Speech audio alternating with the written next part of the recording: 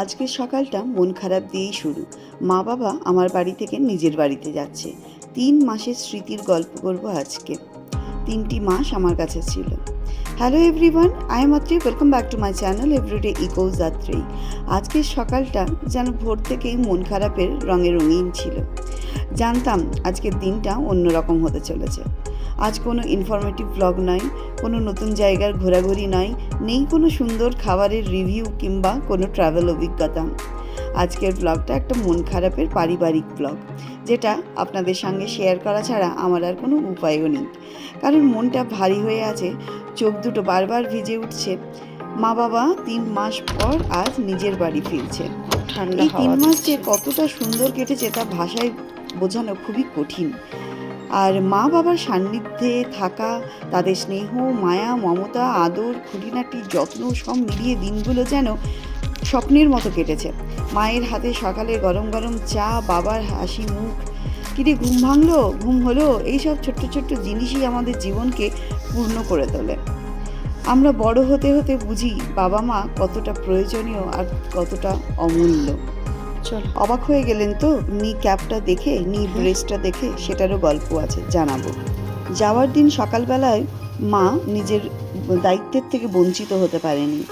যাওয়ার দিন সকালে মা নিজের হাতে দোসা বানিয়ে সবাইকে গরম গরম খাইয়ে তারপরে আমরা সবাই মিলে বেরিয়েছি। সকালের সেই গরম গরম দোসায় একটা আলাদা আবেগ ছিল। সত্যি কথা বলতে মা খুব একটা ভালো দোসা বানাতে পারে না, কিন্তু যেটুকু পেরেছে সেটার মধ্যেও একটা আলাদা আবেগ ছিল, যেন বিদায়ের আগের শেষ ভালোবাসার স্পর্শ। আমি ঘর দুয়ার পরিষ্কার করতে গিয়ে চেয়ারের উপরে উঠেছিলাম, আর চেয়ার থেকে পড়ে গিয়ে আমার লিগামেন্ট টিয়ার হয়ে যায়, মানে হাঁটুর লিগামেন্টগুলো টিয়ার হয়ে যায়। আর 3 উইকসের জন্য আমি বেড রেস্ট হয়ে গিয়েছিলাম। সেই সময় মায়ের উপর একটু প্রেশার হয়েছিল, সব কিছু সামলানো, সব কিছু দেখা, কিন্তু আমার মা এত সুন্দরভাবে সামলে নিয়েছে, এটাই তার প্রমাণ। দেখুন, যেমনটি করে আমি ঘর দুয়ার রাখি সেই রকমটি করেই আমার ঘরটাকে ছেড়ে দিয়ে যাচ্ছে। এই 3 মাস সংসারে আমাদের কিছুই ভাবতে হয়নি। কে কী খাবে, কখন কে কী কাজ করবে, ঘরের কোন কাজ পড়ে আছে, কার জন্য কি লাগবে, কোনোটাই নয়। সত্যি দুঃখেরই দিন, স্যাড ডে। যেদিনকে চলে যাচ্ছে সেই দিনকে লিখেছিলাম এটা স্যাড ডে। মনটা বড্ড খারাপ ছিল। সত্যি কথা বলতে এসবের কোনো চিন্তাই করতে হয়নি যতদিন মা বাবা ছিল, কারণ মা বাবা আমাদের সব কিছু নিজের মতো করে সামলে নিয়েছিল। আর আমরা অফিস, বাচ্চা, দৈনন্দিন কাজের ব্যস্ততাতেই থেকে গেছি, আর তারা তাদের স্নেহে আমাদের ছায়ার মতো আগলে রেখেছিল। সন্ধ্যায় আড্ডা, গল্প, হাসাহাসি, রাত্রে এগিয়ে আসে, মাথায় হাত রেখে বলে ঠান্ডা লেগে যাবে, ঘুমিয়ে পড়, বেশি রাত জাগিস না। এই সব মুহূর্তই 3 মাস কেটে গেল চোখের পলকে। সত্যি বলতে মা বাবার উপস্থিতি একটা আশীর্বাদ ছিল, যেটা আমার পাশে না থাকলে ঠিক মতো করে বুঝতেই পারতাম না। এটা আমার একটা অ্যাচিভমেন্ট। আমার থেকে বেশি খুশি আমার মা বাবা হয়েছিল, আর অনেক অনেক আশীর্বাদ দিয়ে গেল, বললো এইভাবেই কাজ করে যাও, এইভাবেই চালিয়ে যাও, জীবনে আরও ভালো কাজ পাবে, আরও ভালো হতে পারবে। আজকে আমি ওনাদের আশীর্বাদেই এত দূর এগিয়ে এসেছি, আরও এগিয়ে যেতে চাই, এটাই আমার পরম প্রাপ্য। ধীরে ধীরে আমরা এয়ারপোর্টের দিকে এগিয়ে যাচ্ছি, আর তত যেন মনটা ভারী হয়ে উঠছে, আর মনে হচ্ছে জীবনটা ঠেকে গেল আজ এখানেই। আজ বিদায়ের দিন। আমার পায়ের সমস্যা দেখেই তারা ঠিক করেছিল আরও কয়েক সপ্তাহ থেকে যাবে। প্রথমে ওদের চলে যাওয়ার কথা ছিল অনেক দিন আগেই, টিকিটগুলোকে ক্যান্সেল করে 3 সপ্তাহ এক্সটেন্ড করার পর নতুন টিকিট করে এবার বাড়ি ফিরছে। কিন্তু নানা রকম অফিসিয়াল কাজকর্ম তো থাকে, লাইফ সার্টিফিকেট নভেম্বরে দিতে হয়, ব্যাংকের বিভিন্ন রকম কাজ, এসআইআর হচ্ছে পশ্চিমবঙ্গে, আরও অন্যান্য জায়গাতেও হচ্ছে। নভেম্বরে অনেক কাগজপত্রের দরকার ছিল, সেই সমস্ত জরুরি কাজ থাকায় সব মিলিয়ে যেতেই হলো তাদেরকে। নানা নানির কাছে মজার মজার গল্প শুনে কি হাসি ঋদ্ধির মুখে, দেখুন। কিন্তু মনটা আর কিছুক্ষণের মধ্যে খারাপ হয়ে যাবে সেটারও বুঝতে পারছে না। মন ওরও খারাপ রয়েছে, কিন্তু কিছু করার নেই। আসলে দায়িত্বের জায়গাটাই তো মানুষকে এগিয়ে নিয়ে যায়। তাছাড়া জিয়ার কান্নাকাটির জন্যই কিন্তু এইবার মা বাবা 3 মাস থেকেছে, তা না হলে 1 মাস হতে না হতেই বলে টিকিট করে দে, বাড়ি ফিরবো।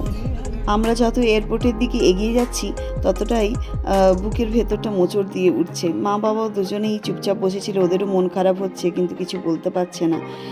বললেই আমরা যদি আরও মন খারাপ করি। আমিও কোনো কথা বলতে পারছিলাম না, শুধু চোখের মাঝে মধ্যেই জল ভেসে আসছিল, আর বারবার ভাবছিলাম এরা এতদিন ছিল, আমার ঘরটা একদম গম গম করছিল। আজকে আবার সেই ঘরটা পুরো ফাঁকা হয়ে যাবে, রুমটার ভেতরে ঢুকতে ইচ্ছে করবে না। ঘরের মধ্যে যে একটা হই হুল্লোড়, গল্প, আড্ডা এইগুলো হচ্ছে, আর হবে না। মনটা সত্যি খুব খারাপ। এয়ারপোর্টে নামার পর তো মনে হচ্ছিল সময়টা যেন আর একটু যদি থেমে থাকতো, আর কিছুক্ষণ যদি থেমে যেত কি ভালো হতো। ঋদ্ধি এটাই বারবার বলছিল। কিন্তু প্রকৃতির তো নিজস্ব নিয়ম আছে, থামানো কি যায়? থামানো যায় না। চেক ইনের আগে মা আমার দিকে তাকিয়ে বলল, ভালো করে থাকিস, নিজের খেয়াল রাখিস, কাজ চালিয়ে যা, যেমন কাজ করছিস। ওদের ওই সাপোর্ট, ওদের ওই মোটিভেট করার যে দুটো কথা, এত মোটিভেট করে আমাদেরকে। মোরাল সাপোর্টটা কিন্তু মানুষের জীবনে অনেকটাই কাজ করে, আর সেটা বারবার আমি আমার পেরেন্টসের কাছ থেকে পাই। আর রোজ ফোন করব, রোজ গল্প করব, রোজ কথা বলবো, তাতে আরও ভালো লাগবে। আপনাদের সাথে শেয়ার করি T2 এর পার্কিং থেকে কিভাবে ডিপার্চার পর্যন্ত পৌঁছাবে। এলিভেটর আছে, তো আমি এলিভেটর দিয়ে চলে যাচ্ছি। এটা আরেকটা পার্কিং, আমরা B1 এ হচ্ছে গাড়িটা রেখেছি, এটা হচ্ছে তার উপরে B2 পার্কিং। বিশাল বড় পার্কিং। এখানে এসে গাড়ি 3-4 দিন ধরে রেখে দিয়ে আপনি ট্রাভেল করে আবার কার নিয়ে বেরিয়ে যেতে পারেন, কোনো অসুবিধা হবে না। আর এই যে এটা লিফটে এলো, অ্যাকচুয়ালি অনেকগুলো জিনিসপত্র ছিল তাই জন্য। ভেতরের কানেক্টিভিটিটা খুবই ভালো আছে, কোনো অসুবিধাই হবে না। ভেতরে লোকজন রয়েছে, ইনস্ট্রাকশনস রয়েছে, তো আপনাদের কোনো অসুবিধাই হবে না ডিপার্চার পর্যন্ত পৌঁছতে। আর ভীষণ ওয়েল অর্গানাইজড, আর চারিদিকটা খুব পরিষ্কার পরিচ্ছন্ন, খুব ভালো লাগবে। আমার পায়ের ব্যথাটা তখনও ভালোই ছিল, তাই আমি একটু খুঁড়িয়ে খুঁড়িয়ে হাঁটছি, আর বারবার ওই ব্রিজটা লুজ হয়ে যাচ্ছিল, তাই ওটাকে আরেকটু টাইট করে পরে আর মায়ের সাথে ধীরে ধীরে হেঁটে হেঁটে এগিয়ে যাচ্ছিলাম। ব্যাঙ্গালোরে বেশ ঠান্ডা পড়েছিল তখন, আর রোদটাও খুব ভালো লাগছিল। মা আর আমি তাই ধীরে ধীরে হেঁটে হেঁটে আসছিলাম। আমরা পৌঁছে গেছি T2 এর ডিপার্চারের কাছে।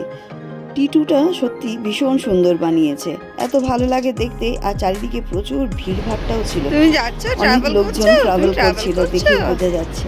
না মন খারাপ করছে, আমারও মন খারাপ করছে বেটা।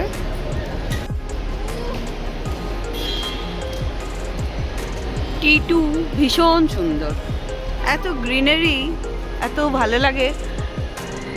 আর মেনটেনও করেছে কিন্তু ততটাই সুন্দরভাবে, খুব সুন্দর।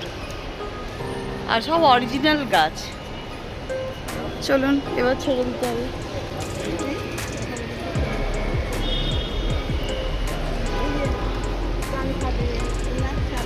এই এক অদ্ভুত মায়া মমতার জাল, জানেন। মা দিদিকে টাকা দিয়েছে, বাড়িতেও দিয়েছিল, আবার এখানে এসে দিয়েছে পুনিয়াঙ্গি খাওয়ার জন্য। পুনিয়াঙ্গি হচ্ছে কোরিয়ান ডেজার্ট, যেটা ওই পুডিং কাইন্ড অফ, সেটা খাওয়ার জন্য তাকে আবার টাকা দিয়েছে।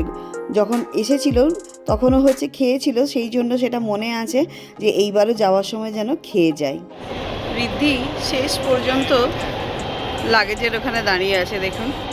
ওরা ছাড়তে ইচ্ছে কিছুতেই করে না, কিন্তু কিছু করার নেই, ছাড়তে তো ওদেরকে একদিন হবে। ওদেরও অজস্র কাজ পড়ে থাকে। আমার এই পায়ের জন্য বেচারারা 3 সপ্তাহ এক্সটেন্ড করলো, ওদের ফ্লাইটের টিকিট ক্যান্সেল করলো, ক্যান্সেল করে তারপরে আবার নতুন করে ফ্লাইটের টিকিট হলো। এই এক ভীষণ যন্ত্রণা, কিন্তু এই যন্ত্রণা কি বলবো, আমি যদি নিজেই চোখ দিয়ে জল বের করি তাহলে আমার মেয়েটা আরও কাঁদবে। ও এমনিতেই কাল থেকে কান্নাকাটি করছে। আটকে রাখতে ইচ্ছে তো করে বাবা মাকে, কিন্তু সময় সুযোগ, ওদেরও তো কাজ আছে ওখানে, সম্ভবই নয় আটকে রাখা। ঋদ্ধি তো এখনই মানে বললেই বোধহয় চোখ দিয়ে জল বের করে দেবে। জাস্ট ওখানে স্ক্যানিং হচ্ছে। যখন আসে, যখন রিসিভ করি, তখন যতটা আনন্দ হয়, যাওয়ার সময় মনটা ততটাই কষ্ট হয়। মনে হচ্ছে যেন হাওমাও করে একটু কাঁদি। ঠিক আছে, সাবধানে যাবে। বাবা আবারও এসে মনে করিয়ে দিয়ে গেল ঋদ্ধি পড়াশোনা ভালো করছে, রেজাল্ট ভালো করছে, ও যেন আরও ভালোভাবে পড়াশোনা করে, তার দিকে আমরা যেন নজর দিই। আর আমি যেন সময় মতো বিশ্রাম নিই, আর খুব একটা বেশি যেন কাজ রাত জেগে না করি। এই সমস্ত কথাগুলো বলে গেল। এমন সাধারণ কথাগুলো কিভাবে এত আবেগ ভরে দেয় কে জানে। না, মন খারাপ করে না বেটা। 3 মান্থস তুমি আটকে রেখেছিলে, আমার পাটা এরকম হয়ে গেল, ওরা আরও কিছুদিন থাকলো। শেষবার যখন তাদের সিকিউরিটির ভেতরে যেতে দেখলাম, বুকটা যেন হঠাৎ ফাঁকা হয়ে গেল, চোখে জল চলে এলো। জানি এটাই জীবন, এটাই বাস্তব, কিন্তু মানতে কি ইচ্ছে করে? মা বাবার ঋণ কোনোদিন শোধ করা যায় না। তাদের ভালোবাসা, তাদের ত্যাগ স্বীকার, আর এটা কোনো ভাষায় প্রকাশ করাও যায় না। জিয়া দাঁড়িয়ে দাঁড়িয়ে জিজ্ঞেস করছে, মাম্মা নানা নানি আবার কবে আসবে? এর উত্তর দেওয়াটা সত্যিই কঠিন। তবে এই 3 মাসের প্রতিটা স্মৃতি, একসাথে থাকা, খাওয়া, ঘোরা ফেরা, বেড়ানো, গল্প করা, জিয়ার সঙ্গে সময় কাটানো, সবই সুন্দরভাবে ভিডিও আর ছবিতে জমিয়ে রেখেছি। এগুলোই তো জীবনের আসল সম্পদ, আসল স্মৃতি, তাই না বলুন? আজকের ব্লগটা তাই এখানেই শেষ করছি। মন খারাপ, চোখ ভেজা আর একগুচ্ছ স্মৃতি নিয়ে বাড়ি ফিরলাম। ঘরটা চারিদিকে খাঁ খাঁ করছে। মায়ের বানিয়ে দেওয়া নিমকি আর চা নিয়ে বসেছি। এখন আবার নতুনভাবে নিজের সংসারের দায়িত্ব নিজের হাতে নিতে হবে। জীবন তো এগিয়ে চলে, আমাদেরও এগিয়ে যেতে হবে। আশা করছি আগামী ব্লগে আপনাদের সঙ্গে নতুন কোনো হাসি খুশি গল্প নিয়ে দেখা করব। আর এই ব্লগটা ভালো লাগলে একটা লাইক, শেয়ার, সাবস্ক্রাইব করে দেবেন। দেখা হবে নতুন ব্লগের সাথে খুব তাড়াতাড়ি। Tata, bye bye, thank you so much.